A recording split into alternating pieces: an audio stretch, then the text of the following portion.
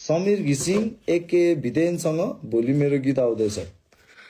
भितेन र हाम्रो कोल्याब किन आएन भन्ने केस हो। भितेनले किन हामीलाई धोका दियो, भितेनले किन हामीलाई बिल्ला हान्यो, किन हामीलाई अँध्यारोमा राख्यो, किन हामीलाई गुमनाम गरायो।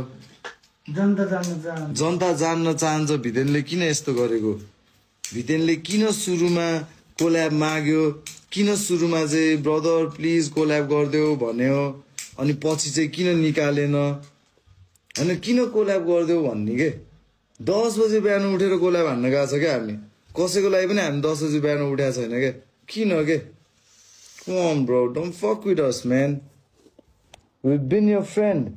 हामी त झन् तिम्रो साथी भएको मुजी, साथीलाई किन ऱ्याग हान्ने हो र, माया गर्ने हो नि होइन। त्यसले किन हामीसँग गीत गर्यो र किन निकालेन के हो के कुरा चाहिँ। Why so much hate. भितेनलाई बोलाए यहाँ किन हो। अब भितेनलाई म अहिले एकछिनमा तिमीहरूकै अगाडि मेसेज गर्छु, म यहीँ तिमीहरूलाई देखाउँछु क्या, मोबाइलमा मेसेज गर्छु, ब्रदर हाम्रो कोल्याब झारौँ न त भन्छु। उसले रिप्लाई गर्दैन मलाई थाहा छ, त्यसैले म मामा देखाउँछु अनि म गीत रिलिज गर्छु। म भोलि रिलिज गर्छु, tomorrow song is releasing tomorrow. Purple gang गीत गरौँ न, भोलि आऊ न है, एउटा गीत त हामीले गर्नै पर्छ, तिम्रो त दामी छ। कसले भने?